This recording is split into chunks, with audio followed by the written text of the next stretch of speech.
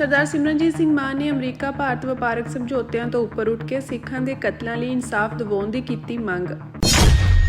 ਗੁਜਰਾਤ ਦੀ company ਨੇ ਖਰੀਦਿਆ Rajpura thermal plant. Supreme court ਵੱਲੋਂ 11 ਮਾਰਚ ਤੱਕ ਮੁਲਤਵੀ ਕੀਤੀ ਗਈ ਬੰਦੀ ਸਿੰਘ ਜਗਤਾਰ ਸਿੰਘ ਹਵਾਰਾ ਦੀ ਸੁਣਵਾਈ।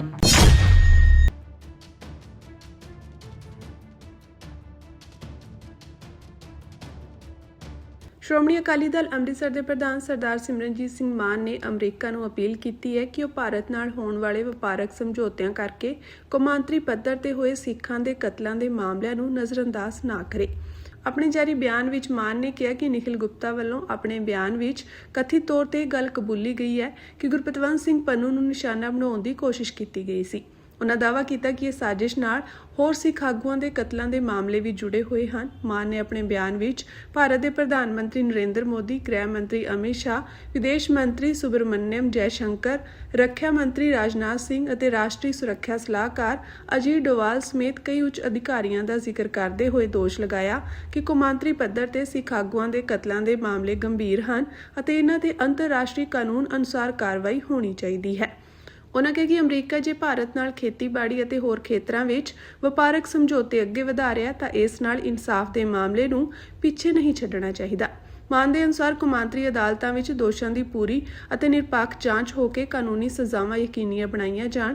ਮਾਨ ਨੇ ਜ਼ੋਰ ਦਿੱਤਾ ਕਿ ਮਨੁੱਖੀ ਅਧਿਕਾਰਾਂ ਤੇ ਜਮਹੂਰੀ ਅਸੂਲਾਂ ਦੀ ਰੱਖਿਆ ਲਈ ਇਨਸਾਫ ਨੂੰ ਪਹਿਲ ਦੇ ਆਧਾਰ ਤੇ ਪੂਰਾ ਕੀਤਾ ਜਾਣਾ ਚਾਹੀਦਾ ਹੈ ਅਤੇ ਕਿਸੇ ਵੀ ਤਰ੍ਹਾਂ ਦੇ ਵਪਾਰਕ ਹਿੱਤ ਇਸ ਮਾਮਲੇ ਤੇ ਹਾਵੀ ਨਹੀਂ ਹੋਣੇ ਚਾਹੀਦੇ।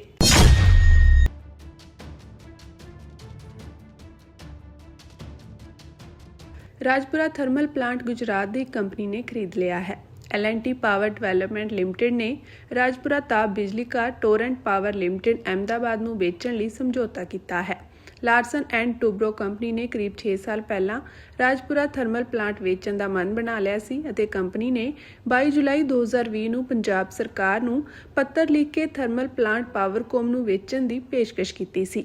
ਇਸ ਥਰਮਲ ਦੀ ਖਰੀਦ ਸੰਬੰਧੀ ਤਜਵੀਜ਼ ਦੇ ਮੁਲਾਂਕਣ ਲਈ ਪਾਵਰਕੌਮ ਦੇ ਚੇਅਰਮੈਨ ਦੀ ਪ੍ਰਵਾਨਗੀ ਨਾਲ 9 ਅਕਤੂਬਰ 2020 ਨੂੰ ਪੱਤਰ ਨੰਬਰ 125 ਤਹਿਤ 5 ਮੈਂਬਰੀ ਕਮੇਟੀ ਬਣਾਈ ਗਈ ਸੀ। ਉਸ ਮਗਰੋਂ ਮਾਮਲਾ ਠੰਡੇ ਬਸਤੇ ਪੈ ਗਿਆ। ਮੌਜੂਦਾ ਆਪ ਸਰਕਾਰ ਨੇ 31 ਦਸੰਬਰ 2024 ਨੂੰ ਪ੍ਰਾਈਵੇਟ ਸੈਕਟਰ ਦਾ GVK Goindwal thermal plant 1080 crore ਵਿੱਚ ਖਰੀਦਿਆ ਸੀ, ਜਿਸ ਨੂੰ ਮੁੱਖ ਮੰਤਰੀ ਭਗਵੰਤ ਮਾਨ ਪਾਰਟੀ ਦੀ ਪ੍ਰਾਪਤੀ ਵਜੋਂ ਪ੍ਰਚਾਰਦੇ ਵੀ ਰਹੇ ਹਨ। ਲਾਰਸਨ ਐਂਡ ਟੂਬਰੋ ਦੇ ਡਾਇਰੈਕਟਰ ਤੇ ਵਾਈਸ ਪ੍ਰੈਜ਼ੀਡੈਂਟ ਨੇ ਪਾਵਰਕੌਮ ਦੇ ਚੇਅਰਮੈਨ ਨੂੰ ਲਿਖੇ ਪੱਤਰ ਵਿੱਚ ਰਾਜਪੁਰਾ ਥਰਮਲ ਪਲਾਂਟ ਕਰੀਬ 9690 ਕਰੋੜ ਵਿੱਚ ਵੇਚਣ ਦੀ ਪੇਸ਼ਕਸ਼ ਕੀਤੀ ਸੀ।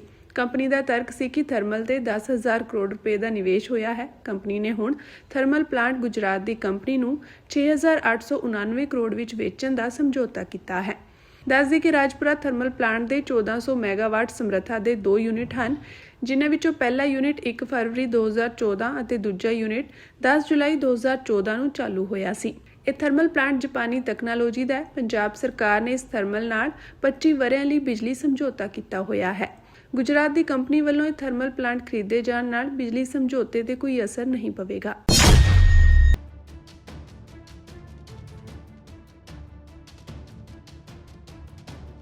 ਸੁਪਰੀਮ ਕੋਰਟ ਨੇ ਅੱਜ ਬੰਦੀ ਸਿੰਘ ਭਾਈ ਜਗਤਾਰ ਸਿੰਘ ਹਵਾਰਾ ਦੀ ਉਸ ਅਪੀਲ ਉੱਤੇ ਸੁਣਵਾਈ 11 ਮਾਰਚ ਤੱਕ ਲਈ ਮੁਲਤਵੀ ਕਰ ਦਿੱਤੀ ਹੈ, ਜਿਸ ਵਿੱਚ ਉਹਨਾਂ ਨੇ ਖੁਦ ਨੂੰ ਦਿੱਲੀ ਦੀ ਤਿਹਾੜ ਜੇਲ੍ਹ ਤੋਂ ਪੰਜਾਬ ਦੀ ਕਿਸੇ ਜੇਲ੍ਹ ਵਿੱਚ ਬਦਲਣ ਦੀ ਅਪੀਲ ਕੀਤੀ ਸੀ। ਜਸਟਿਸ MM ਸੁੰਦਰੇਸ਼ ਅਤੇ ਜਸਟਿਸ N ਕੋਟੇਸ਼ਵਰ ਸਿੰਘ ਦੀ ਬੈਂਚ ਨੇ ਸੋਲੀਸਿਟਰ ਜਨਰਲ ਤੁਸ਼ਾਰ ਮਹਿਤਾ ਵੱਲੋਂ ਮੁਲਤਵੀ ਕੀਤੇ ਜਾਣ ਤੋਂ ਬਾਅਦ ਮਾਮਲੇ ਦੀ ਸੁਣਵਾਈ ਨੂੰ ਮੁਲਤਵੀ ਕਰ ਦਿੱਤਾ। ਪਿਛਲੇ ਸਾਲ 27 ਸਤੰਬਰ ਨੂੰ ਸੁਪਰੀਮ ਕੋਰਟ ਨੇ ਹਵਾਰਾ ਦੀ ਅਪੀਲ ਤੇ ਕੇਂਦਰ, ਚੰਡੀਗੜ੍ਹ ਪ੍ਰਸ਼ਾਸਨ ਅਤੇ ਦਿੱਲੀ ਤੇ ਪੰਜਾਬ ਸਰਕਾਰ ਨੂੰ ਨੋਟਿਸ ਜਾਰੀ ਕੀਤਾ ਸੀ। ਦੱਸਦੀ ਕਿ ਸ਼ਿਖਰਲੀ ਅਦਾਲਤ ਵਿੱਚ ਦਾਇਰ ਅਪੀਲ ਵਿੱਚ ਕਿਹਾ ਗਿਆ ਹੈ ਕਿ 22 ਜਨਵਰੀ 2004 ਨੂੰ ਕਥਿਤ ਤੌਰ ਤੇ ਜੇਲ੍ਹ ਤੋਂ ਭੱਜਣ ਅਤੇ ਬਾਅਦ ਵਿੱਚ ਗ੍ਰਿਫਤਾਰ ਹੋਣ ਦੀ ਘਟਨਾ ਨੂੰ ਛੱਡ ਕੇ ਹਵਾਰਾ ਦਾ ਜੇਲ੍ਹ ਵਿੱਚ ਵਤੀਰਾ ਬੇਦਾਗ ਰਿਹਾ ਹੈ। ਅਪੀਲ ਵਿੱਚ ਕਿਹਾ ਗਿਆ ਕਿ ਉਹਨਾਂ ਦੀ ਬੇਟੀ ਪੰਜਾਬ ਵਿੱਚ ਹੈ ਅਤੇ ਹਵਾਰਾ ਦੀ ਪਤਨੀ ਦੀ ਮੌਤ ਹੋ ਚੁੱਕੀ ਹੈ ਅਤੇ ਉਹਨਾਂ ਦੀ ਮਾਂ ਅਮਰੀਕਾ ਵਿੱਚ ਕੋਮਾ ਵਿੱਚ ਹੈ।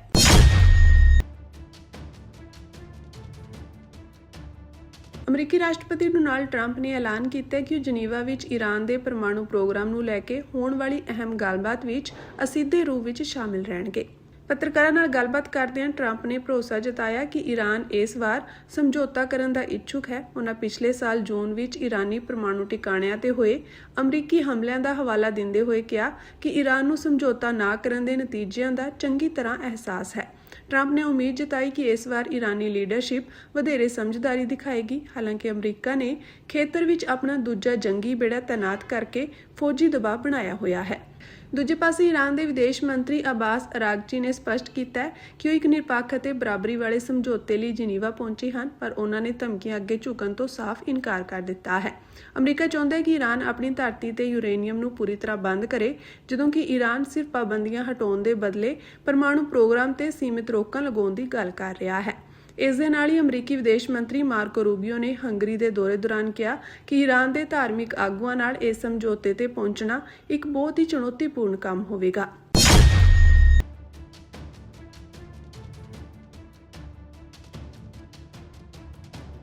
श्रोमणी अकाली दल के सीनियर आगू विक्रम सिंह मजीठिया की सुरक्षा के मामले में पंजाब ते हरियाणा हाईकोर्ट में सुनवाई हुई। इस दौरान हाईकोर्ट ने केंद्र ते पंजाब सरकार नूं हुक्म दिंदे होए कहा कि मजीठिया ते खतरे का अनुमान लगा के हाईकोर्ट नूं सीलबंद लिफाफे विच रिपोर्ट सौंपी जावे। हाईकोर्ट ने यह भी कहा कि पंजाब के मुख सकत्तर डीजीपी नाल गलबात करके इस मामले विच रिपोर्ट दायर की जावे। उदों तक पंजाब सरकार वालों मजीठिया की सुरक्षा नूं यकीनी बनाया जावे।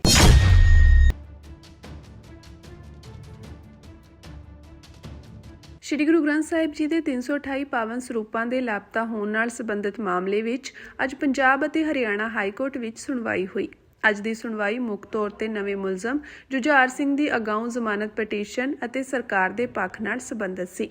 ਕਾਰਵਾਈ ਦੌਰਾਨ ਪੰਜਾਬ ਸਰਕਾਰ ਨੇ ਇਸ ਸੰਵੇਦਨਸ਼ੀਲ ਮਾਮਲੇ ਵਿੱਚ ਆਪਣਾ ਜਵਾਬ ਦਾਇਰ ਕਰਨ ਲਈ ਅਦਾਲਤ ਤੋਂ ਕੁਝ ਹੋਰ ਸਮੇਂ ਦੀ ਮੰਗ ਕੀਤੀ। अदालत ने सरकार की बेनती नूं प्रवान करदिआं हुण इस मामले की अगली सुनवाई 20 फरवरी 2026 ਲਈ तय की है। इस तो पहला हाईकोर्ट ने इस मामले में 4 होर नामजद व्यक्तियों कुलवंत सिंह, गुरमुख सिंह, गुरबचन सिंह और बाज सिंह नूं अंतरिम अगाऊं जमानत दे दित्ती सी।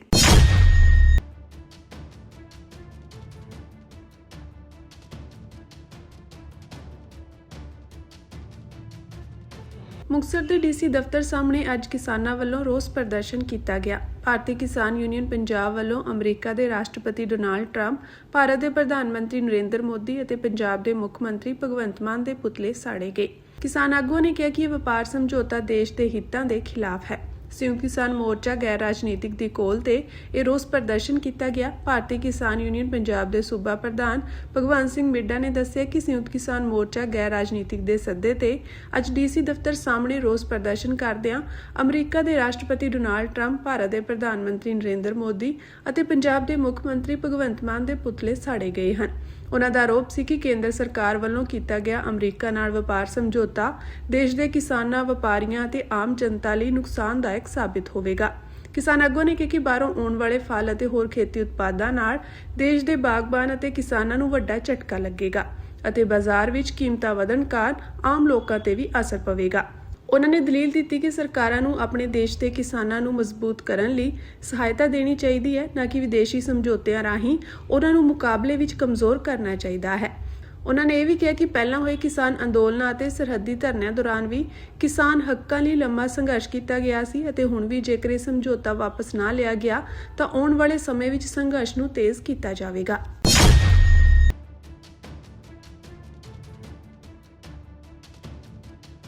पंज देशों के 14 साबका क्रिकेट कप्तानां वल्लों पाकिस्तान के साबका प्रधानमंत्री इमरान खान की खराब सेहत नूं लैके पाकिस्तान सरकार नूं एक पत्र लिखिया गया है। प्राप्त हुई जानकारी अनुसार उन्होंने पाकिस्तान के प्रधानमंत्री शहबाज शरीफ नूं जेल विच बंद 73 साला इमरान खान का सही इलाज करवाउण की अपील की है। इस पत्र ते सुनील गावस्कर, कपिल देव, गेग Chappell, Belinda Clark, Michael Atherton, Nasir Hussain, Ian Chappell, Allan Border, Michael Brearley, David Gower, Kim Hughes, Clive Lloyd, Steve Waugh और जॉन राइट ने दस्तखत किए हैं। प्राप्त हुई जानकारी के अनुसार किसी भी साबका पाकिस्तानी कप्तान ने इस पत्र ते दस्तखत नहीं किए हैं।